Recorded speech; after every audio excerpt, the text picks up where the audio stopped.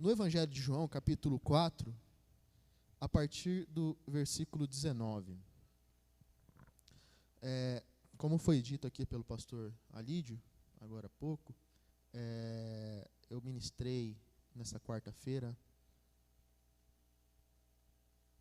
uma palavra que me foi dado de inspiração do Espírito Santo, e foi uma palavra assim que eu tinha meia hora para ministrar, então foi algo bem rápido, eu tentei ser bem resumido nessa palavra, mas foi uma palavra assim que teve um impacto muito grande para as pessoas que estavam presentes aqui, e me foi sugerido de estar ministrando no culto de domingo, né, com outros irmãos, com os demais irmãos, e eu aceitei esse desafio, né?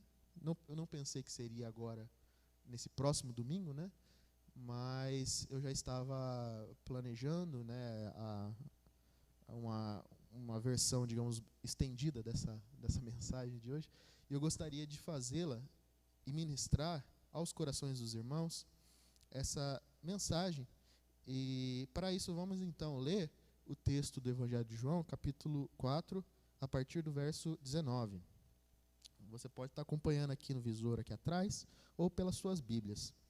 E acompanhe então o texto. 19 diz assim: Disse-lhe a mulher: Senhor, vejo que és profeta. Nossos pais adoraram nesse monte, e vós dizeis que é em Jerusalém o lugar onde se deve adorar. Disse-lhe Jesus: Mulher, crede-me, que a hora vem em que nem neste monte, nem em Jerusalém adorareis o Pai.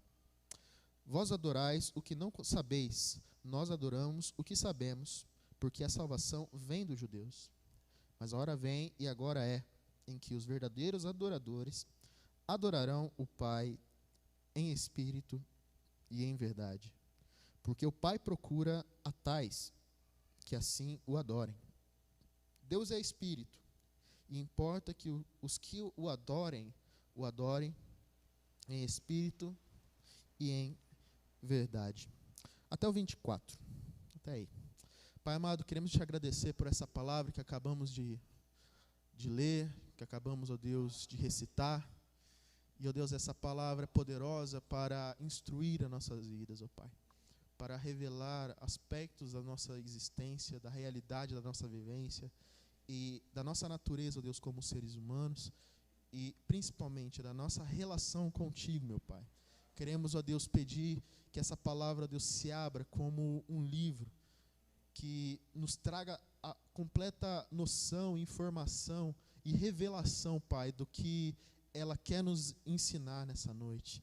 Que os corações dos nossos irmãos, do meu irmão e da minha irmã que está aqui presente, que seja aberto para recebê-la e que haja, ó Pai, entendimento para ele compreender plenamente aquilo que a Tua palavra quer nos ensinar nessa noite, em nome do Senhor Jesus Cristo. Assim eu peço a Ti, Jesus, em nome de Jesus. Amém. Amém, igreja. Aleluia. Na Idade Média, meus irmãos, houve muita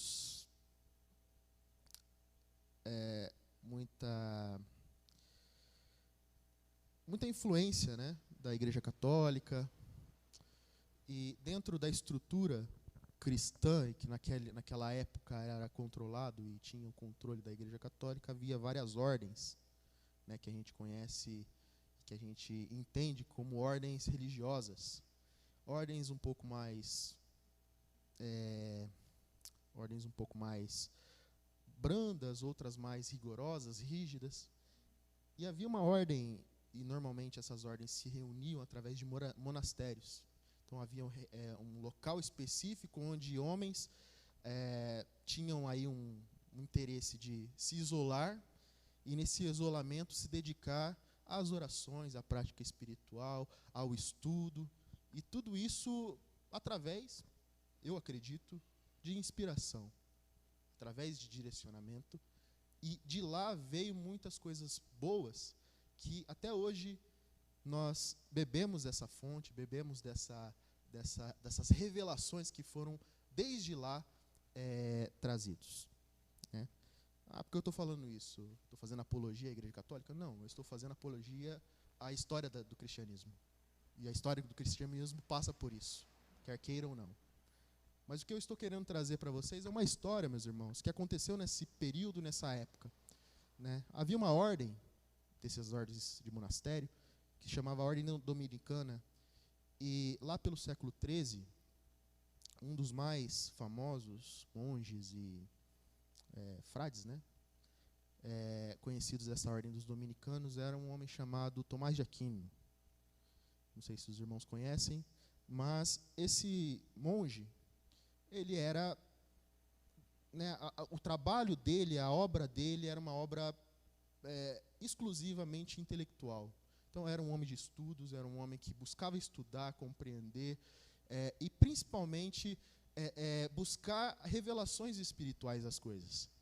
Então ele se dedicava a isso, se dedicava a estudos. E esse homem era um homem que tinha uma fama muito grande, uma reputação muito grande nessa área, por ser conhecido por um homem muito sábio, muito inteligente. Mas ele tinha uma outra reputação, que ele era conhecido como um homem muito ingênuo. Né? As pessoas consideravam ele uma pessoa assim muito que acreditava em qualquer coisa, muito bobinho, sabe? Você falava qualquer coisa para ele, ele já acreditava. Às vezes até meio infantil. E né, dentro dessas ordens, por mais que você achava que eram ordens muito rigorosas, havia, de certa forma, rixas, de certa forma, brincadeiras.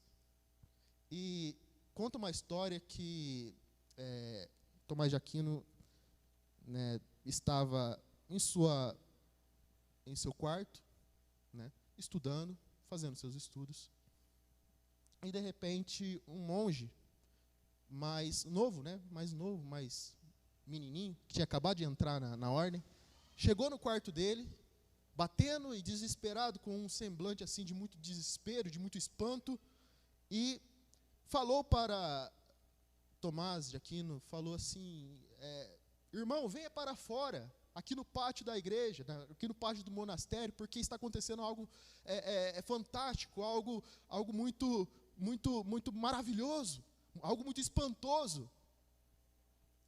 E com aquele desespero, aquela coisa assim desesperadora, ele falou assim, venha para cá que você não vai acreditar, mas uma vaca está flutuando.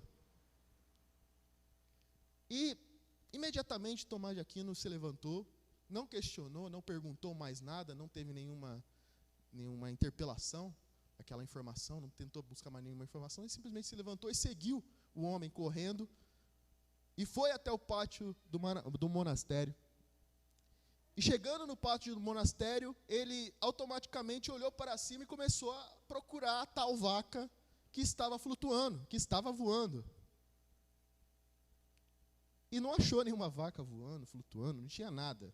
A vaca estava no lugar que todas as vacas ficam, né? Fica no curralzinho lá, dando leite e comendo palha. E quando ele olhou para cima, não tinha ninguém, ele olhou para frente, tinha um monte de monges assim, e começaram a gargalhar, dar risada, caçoar de Tomás de Aquino e fazer gozação com ele. E ele lá naquela situação vexatória, uma situação muito vergonhosa, muito constrangedora, com certeza. Acho que qualquer um que estivesse numa situação dessa ia se constranger muito. Né? E então aqueles monges zombando dele, fazendo gozação dele, uma brincadeira, né?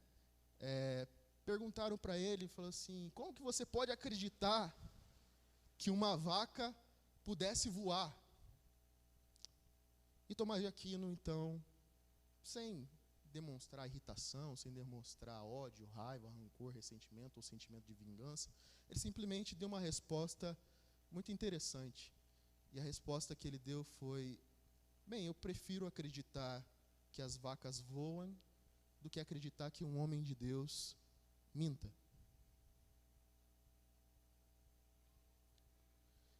Com essa história, meus irmãos, então, eu gostaria de iniciar a ministração de hoje. Amém. Eu quero falar hoje de adoração. Adoração, meus irmãos, é um elemento que às vezes nos passa batido, às vezes nos é esquecido, às vezes nos é confuso, pois a gente acha que a relação nossa com a adoração é uma relação meramente material, no sentido de fazer algo, de estar em determinado lugar, de praticar determinadas coisas. Mas, em princípio, eu gostaria de dizer, ou partir de um pressuposto que eu acho importante. Irmãos, naturalmente, ou dentro de uma estrutura normal, nós fomos criados por Deus e somos criaturas de Deus, que somos feitos essencialmente para adorar. O propósito da nossa vida, em último grau, em última análise, que nós poderemos fazer é que somos essencialmente criaturas que foram feitos para adoração. Percebam, quando Deus cria todas as coisas, tudo é feito por Ele, através dEle. No entanto, quando Deus faz o ser humano, é muito impactante a descrição de como Ele faz o ser humano, pois ali é descrito que Deus, a partir de uma extração de uma essência divina, Ele atribui ao homem a sua vida. Ele insere dentro do homem uma parte divina, uma parte dele. Deus fala, olha, então vamos aqui, façamos o homem, ou seja, aqui já está compreendida a trindade, façamos o homem à nossa imagem, conforme a nossa semelhança.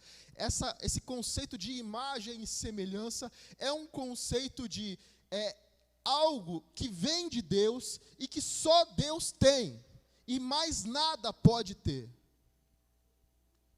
Então, meus irmãos, algo dentro de mim se comunica diretamente com Deus. E nada na criação, nem anjos, nem demônios, nem qualquer criatura que Deus possa ter criado, nada tem isso que eu tenho. Porque aquilo que Deus me deu e aquilo que eu tenho dentro de mim é particular de mim e que me conecta com Deus. Por isso, meus irmãos, que nós temos dentro de nós uma existência vinculada a esse propósito da adoração. Você existindo já é uma realidade que exalta e adora ao nosso Deus. O mero fato de você existir já é a demonstração desta adoração. Consegue perceber, meu irmão, mensurar esta realidade? Mas eu não fiz nada, eu não falei nada, eu não pratiquei nada. Não, você existe.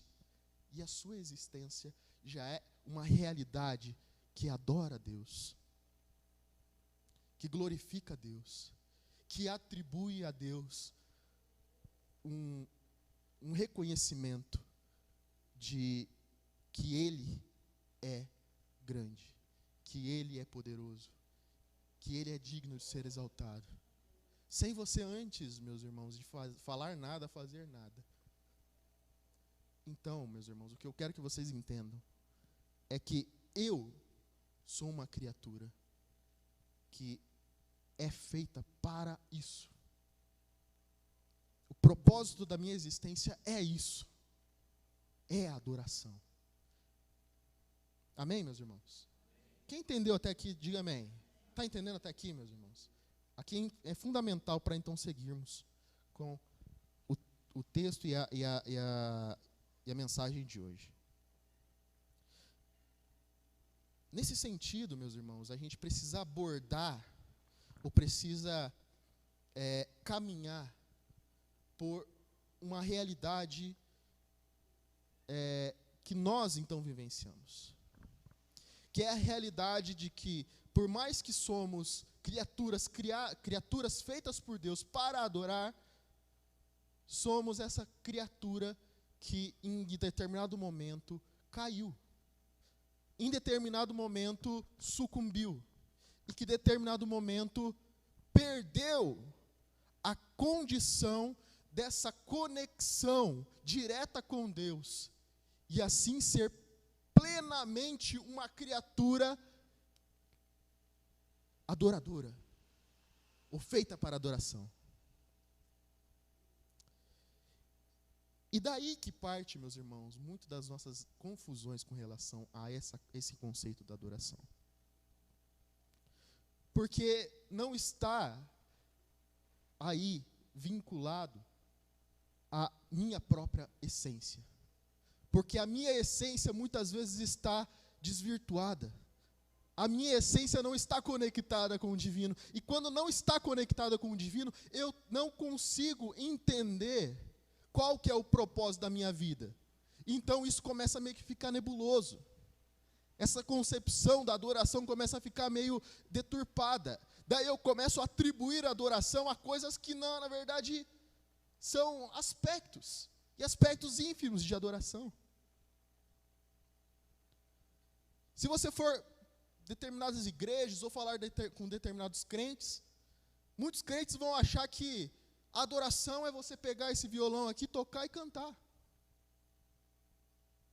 Se você for falar com determinados crentes, eles vão falar assim, não, adoração é você começar a falar coisas bonitas para Deus, né? Fala assim, Deus, como você é lindo, como você é maravilhoso, e colocar a mão para o céu e ficar balançando, isso é adoração. Outros vão falar assim, não, adoração é você fazer alguma coisa para Deus. Fazer o quê? Fazer qualquer coisa. Se eu estiver aqui lavando o chão para Deus, eu estou adorando a Deus. Se eu estiver aqui fazendo alguma coisa, carregando algum tijolo aqui em nome de Deus, eu estou adorando a Deus. Percebam, meus irmãos, que esse conceito de adoração é um conceito muito limitado. Eu vou utilizar aqui, meus irmãos, uma analogia que eu aprendi num seminário, que foi feito mais ou menos há algum tempo, eu fiz. A gente, às vezes, pela complexidade do tema, muitas vezes a gente extrai alguns aspectos desse tema, mas não é o tema o todo. Por exemplo, se a gente, pegar essa parede aqui, do que é feita essa parede? Ela é feita de cimento, tem areia aqui, tijolo, tem tijolo, né? Tijolo, tem areia, tem argamassa, tem o quê? Tem ferro aqui nessa parede, né? Tem o quê também? Tem tinta aqui nessa parede? Foi pintada, tem tinta. Daí eu pergunto para você, o que é isso aqui? O que é uma parede? Me defina uma parede. Daí você fala assim, não, a parede é o tijolo. A parede é o tijolo? É, o tijolo. Mas não é só o tijolo. O tijolo faz parte da parede, mas a parede, o tijolo é só um aspecto da parede. Não é só o tijolo, tem todo esse conjunto que compõe a parede. Isso aqui é... O que é a parede? A parede é um negócio duro aqui, é a argamassa. É argamassa? É argamassa, mas não é só argamassa. Então é a mesma coisa com esses conceitos, meus irmãos. Adoração, às vezes, a gente fixa em determinadas coisas, em tocar o instrumento, em cantar, em fazer, não sei o quê. Mas é mais do que isso. O conceito de adoração vai além disso. E se a gente não tiver claro, se a gente não absorver isso claramente na nossa mente e coração, a gente vai acabar sendo falho em sermos adoradores. E quando nós vemos, meus irmãos, esse texto do Evangelho de João, nós observamos Cristo dando uma palavra, assim, certeira, nessa questão da dúvida da adoração. Percebam que a mulher samaritana, quando vai perguntar ou questionar Jesus sobre a questão da adoração, ela recai justamente nesse erro. Por quê? Porque para ela a adoração é um lugar. Se eu estou em Jerusalém, eu estou adorando. Se eu estou no monte, eu estou adorando. É um lugar. Perceba que é o mesmo vício. É o mesmo vício a questão aqui da mulher samaritana. É o vício de você atribuir adoração a coisas, a elementos ínfimos, pequenos. Não existe aqui uma compreensão clara do que é adoração. E quando a mulher samaritana chega para Cristo Jesus e fala assim, onde que eu devo adorar? Ela está, de certa forma, com uma dúvida interior. Só que essa dúvida é proveniente de uma mente e de um coração que está muito limitado e delimitado na sua compreensão do que é ser um adorador, do que é adoração. E então Cristo Jesus, ele então vai explicar. Ele vai então esclarecer. E o esclarecimento que Cristo Jesus dá é fundamental para entendermos, meus irmãos, o que é a adoração e como praticamos e como somos adoradores. Então, ele fala então, mas a hora vem, no 23, e agora é, em que os verdadeiros adoradores adorarão ao Pai em espírito e em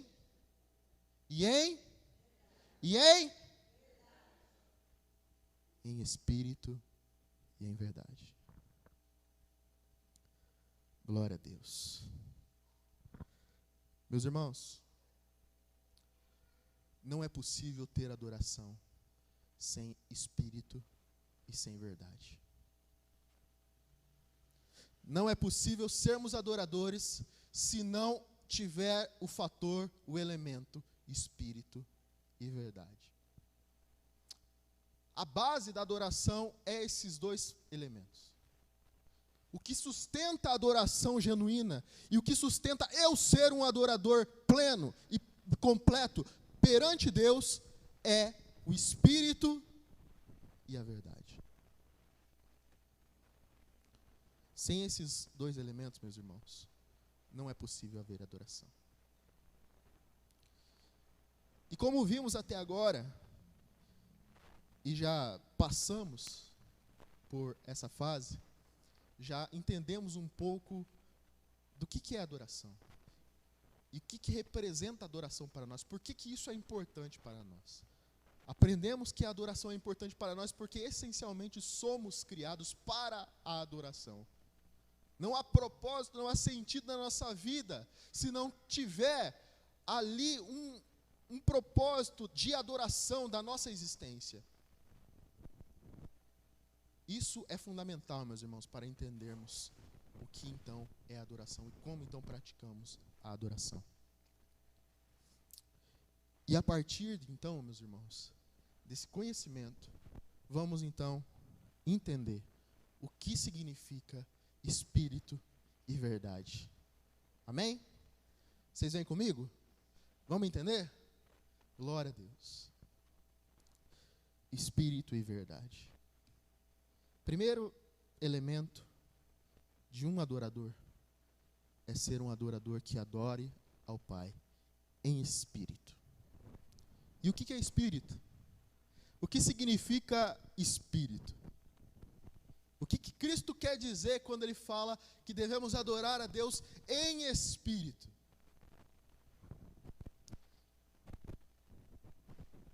Para eu explicar isso, meus irmãos, a gente precisa recuar um pouco mais, um pouco antes, um pouco assim, bem lá no começo de tudo. Vamos recuar e daí vocês vão entender. Se você abrir a sua Bíblia em Gênesis, capítulo 1, versículo 1, quem puder ler o versículo que está aí, no versículo 1, do capítulo 1 de Gênesis, pode ler, eu vou fazer uma interação aqui com vocês, porque eu quero que vocês fiquem comigo. Gênesis capítulo 1, versículo 1. Quem achou e tiver uma voz boa e coragem, pode ler. Gênesis capítulo 1, versículo 1.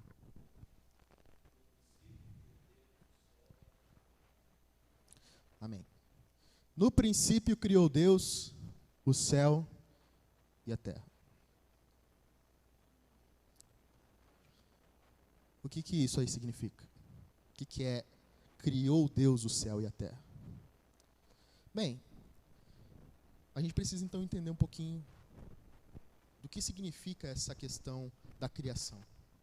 Quando nós lemos o texto de Gênesis, o primeiro capítulo de Gênesis, a gente vê Deus criando.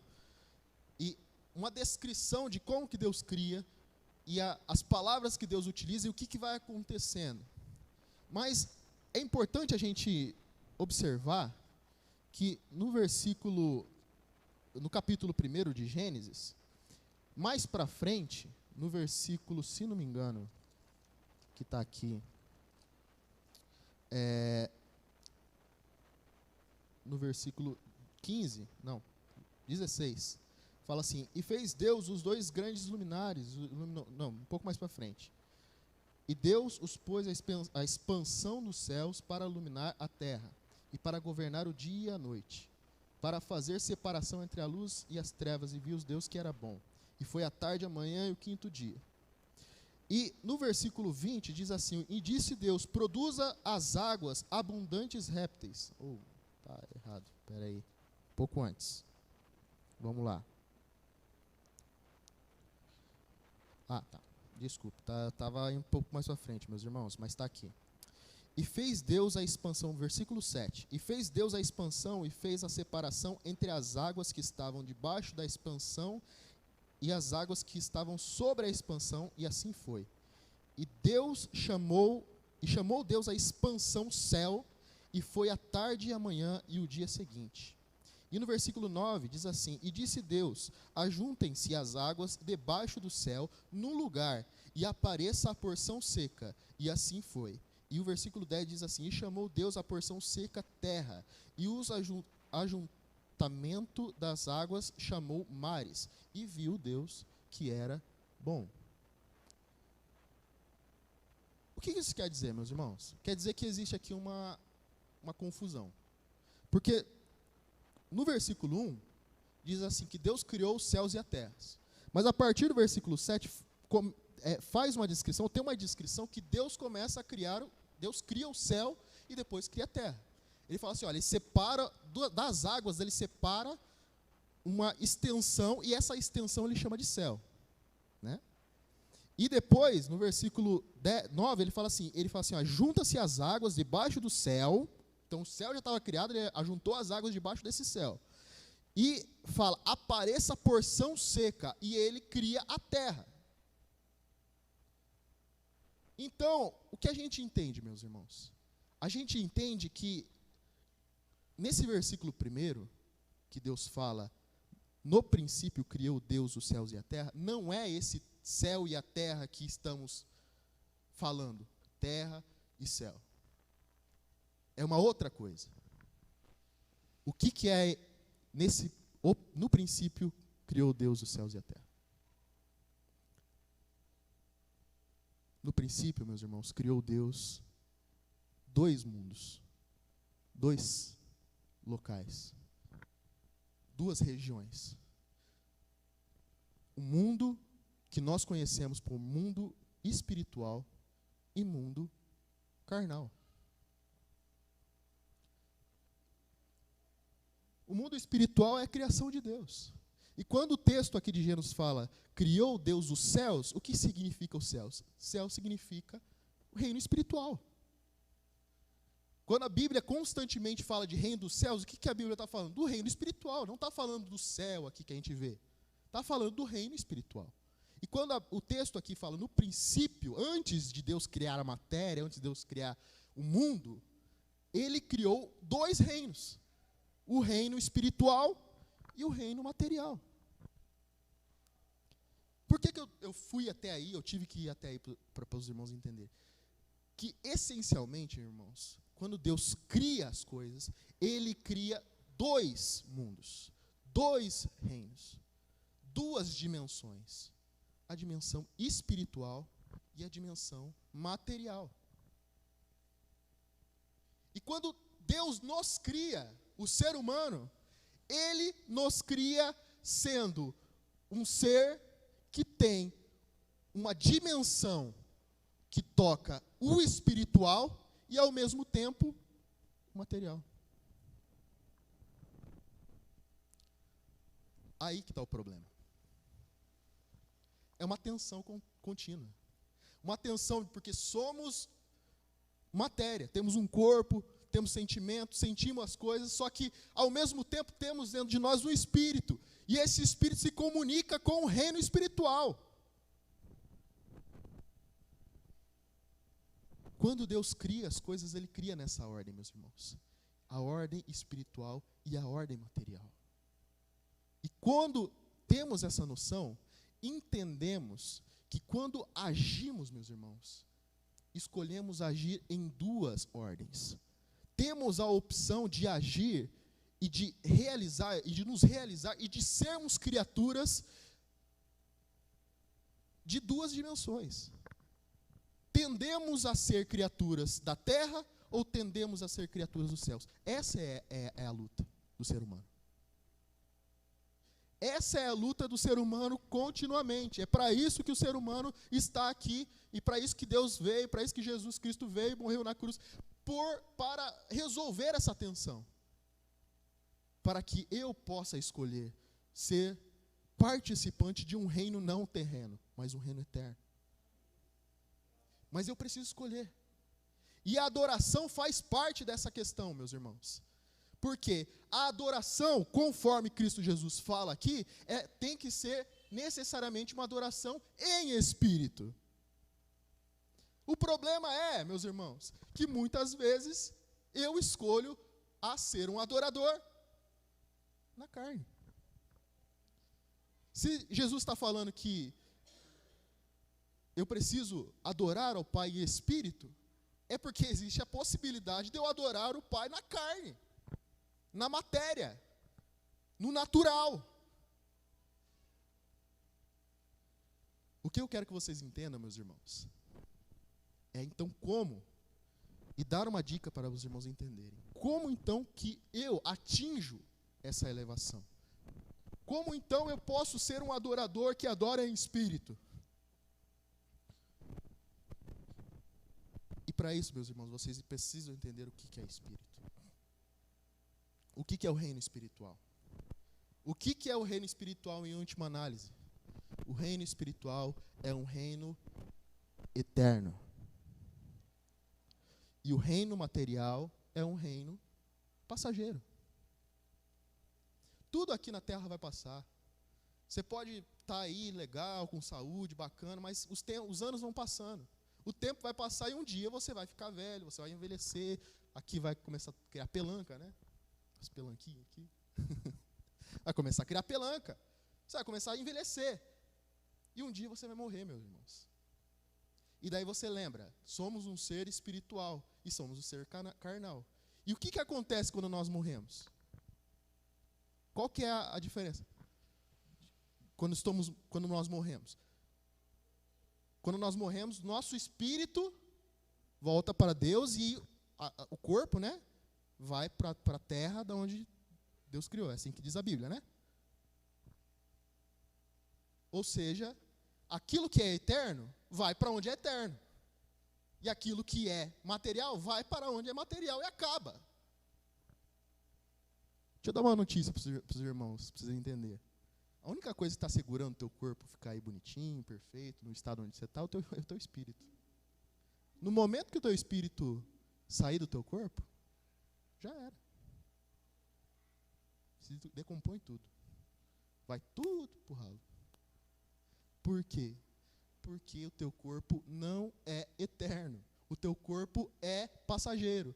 A única coisa que permanece e vive para sempre, meu irmão, é o teu espírito.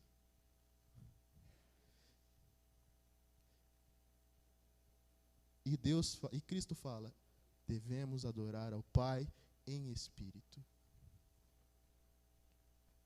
Como então que nós adoramos o Pai em espírito, meu irmão? Nós adoramos o Pai em espírito quando as nossas ações, o nosso corpo, a nossa mente, o nosso coração está voltada para as coisas espirituais. Quando eu me conecto com o espiritual, quando eu paro de pensar aqui, o aqui agora, eu paro de achar que assim, minha vida é simplesmente trabalhar, né, pagar minhas contas, comer e tal. Isso aí, meu irmão, não é vida para você, porque isso aí vai acabar. O que eu estou querendo revelar para vocês, meus irmãos, é uma verdade espiritual, uma verdade que você é um ser eterno. Você é um ser eterno. Não tem escapatória aqui, meu irmão, não é uma história fiada, não, é uma realidade, você é um ser eterno. E se você ficar voltando para a tua mente, o teu coração, a tua visão para as coisas materiais, você nunca vai atingir aquilo que Cristo está falando. Adorar ao Pai em espírito e em verdade.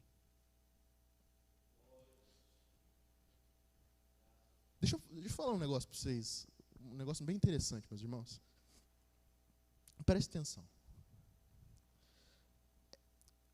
Como que vocês acham que é o mundo espiritual?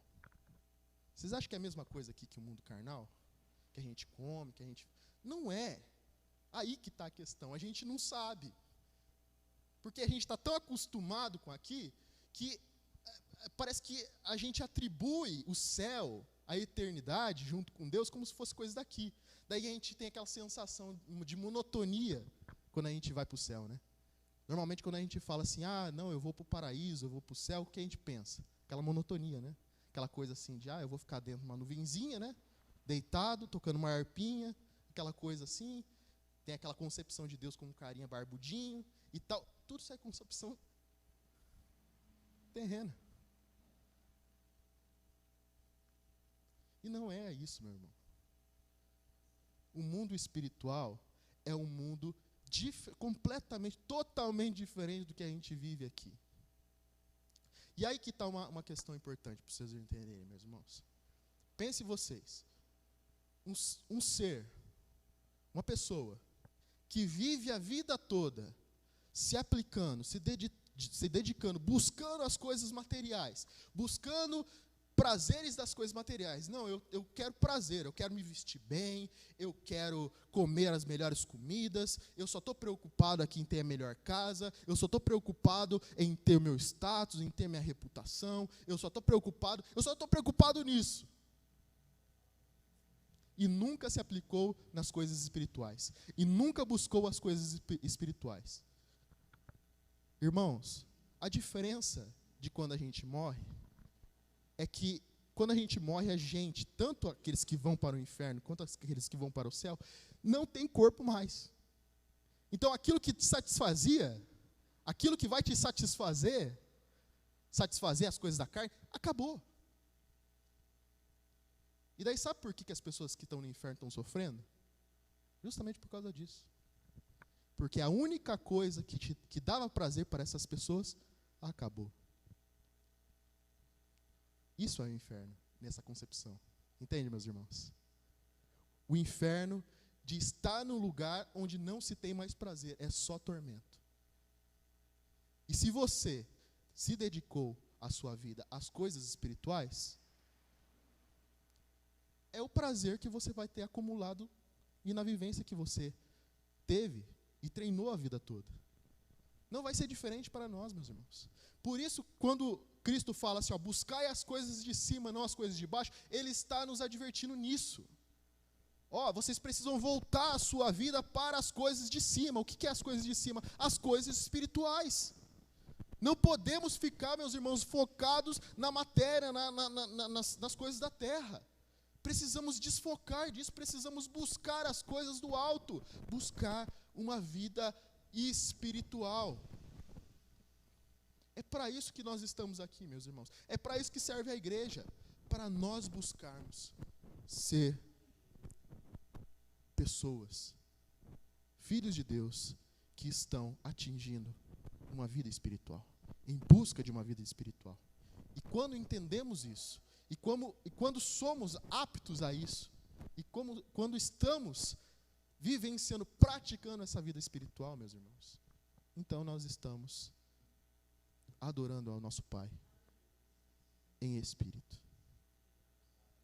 Quem entendeu até aqui, diga amém. Entenderam, meus irmãos? Amém. Aleluia. Glória a Deus. E a segunda, para concluir, está sendo bem rápido, né? Ainda estou com tempo. Aí. Glória a Deus. E a segunda e a última, o último pilar, meus irmãos, que nós observamos aqui, que Deus e que Cristo nos traz para sermos adoradores, é o pilar da verdade. O pilar da verdade, meus irmãos, é um pilar que traz para nós uma realidade muito profunda, uma realidade muito necessária de nós compreendermos. Porque nós vemos hoje em dia, no mundo contemporâneo, nos meios de comunicação, nas conversas aí, no nosso serviço, nas praças, no comércio, né, aquela máxima de que não existe verdade, aquela máxima da verdade relativa, da máxima da verdade individual ou particular, né, que é a verdade que é para você, pode ser diferente da minha, que é completamente diferente da tia Rosa, que é completamente diferente do meu pai. Então, assim, não existe uma verdade que é tomada por cada um de nós e aceita por cada um de nós. Por quê? Porque essa verdade, digamos, é simplesmente fruto de uma arbitrariedade pessoal. Não existe concreto, essa verdade não está fora de mim, essa verdade está dentro de mim. Então eu aceito essa verdade e eu acho que essa verdade é a verdade. Por quê? Porque eu subjetivamente julguei que ela é a verdade. Então assim, nós temos hoje em dia, meus irmãos, um monte de verdade. Um monte de verdade espalhada, um monte de verdade aí difundida. E a ordem é o seguinte: o que é a verdade? A verdade é aquilo que a maioria acha que é verdade, que a capacidade que o outro tem de fazer você acreditar que aquilo que ele está falando é verdade. É isso que é verdade. Então o que eu estou falando é o seguinte: estamos num mato sem cachorro. É essa que é a situação. A gente está no mato sem cachorro. Porque a gente precisa aí desbravar um monte de ideias, um monte de conceito, um monte de falatório. A gente precisa buscar, nesse monte de coisa assim, nessa selva, aquele ponto que eu sei que, aquilo é verdade. E como que eu vou saber, cara? É uma doideira. É tanta voz, e a verdade, justamente essa que é a questão da verdade. Existe muitas verdades, ou existe muitas mentiras, que são verdades que só são mentiras porque tem uma coisinha, um elemento que deturpa todo o discurso, ou todo o conceito. E para identificar que é o problema, meus irmãos, porque daí a gente está perdido. A gente não sabe, a gente não consegue identificar. Parece que a verdade é inacessível. Nos dias de hoje parece que não tem como a gente saber o que é verdade. Estamos perdidos. Muitos de nós podemos falar, se não estivermos bem instruídos, que a gente está perdido mesmo. Não tem o que fazer. Mas, irmãos, nessa noite, eu quero que vocês entendam algo importantíssimo. Que se você entender isso, esse problema aí de verdade ou mentira, muitos já vão ser resolvidos no teu coração, na tua vida. Abra lá em João, capítulo 8, versículo 31.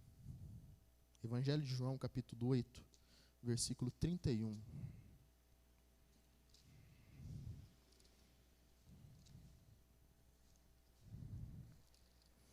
Evangelho de João, capítulo 8, versículo 31.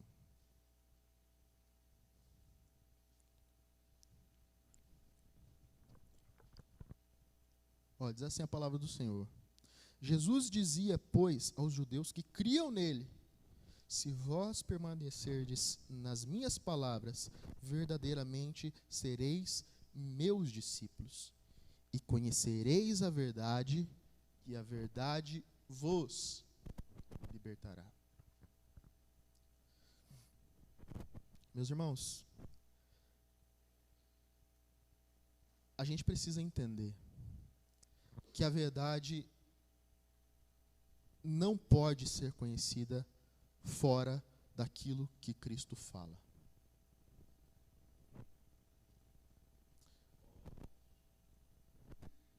Não existe verdade fora das palavras de Jesus Cristo.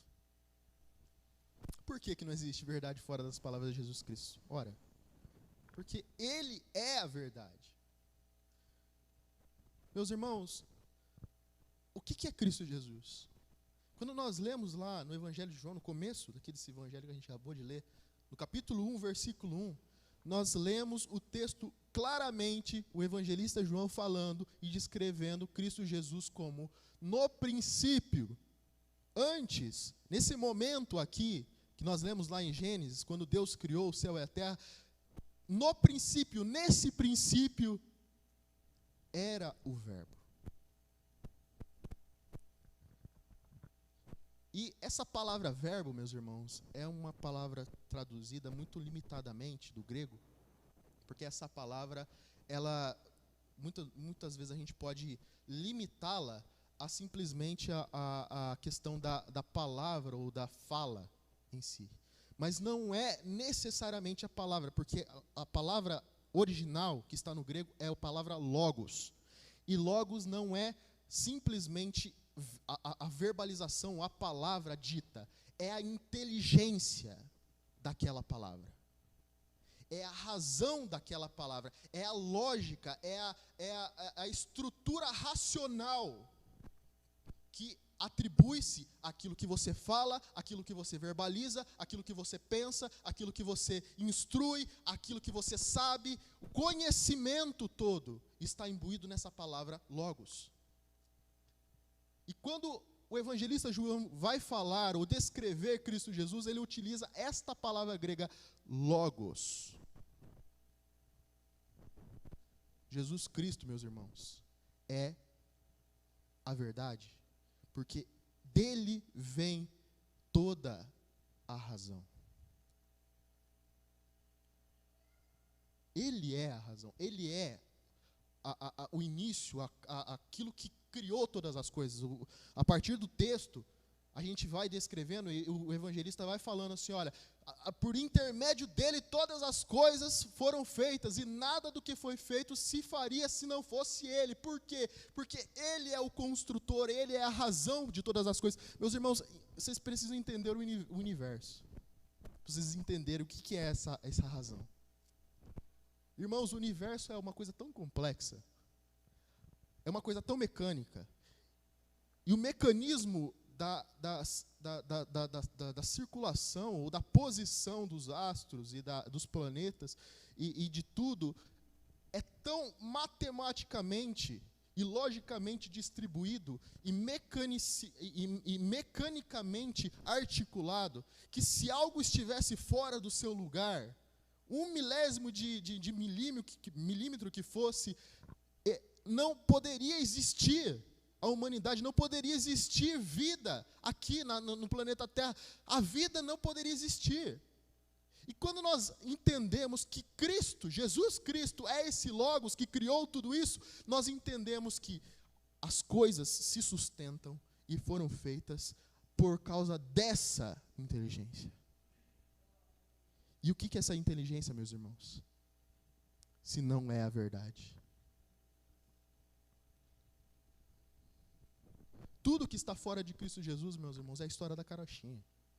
Tudo que está fora de Cristo Jesus e fora daquilo que Cristo fala e falou, é história para boi dormir.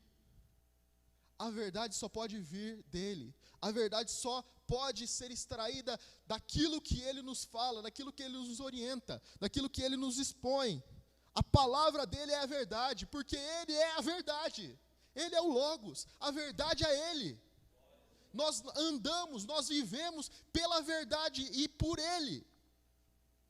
Se estamos aqui é por causa dele, meu irmão. Isso é verdade, isso é realidade. Meus irmãos, o que eu quero que vocês entendam é que a minha vida deve se pautar pela verdade daquilo que Cristo fala. Falou na sua palavra e continua falando em nossas vidas. Amém, meus irmãos?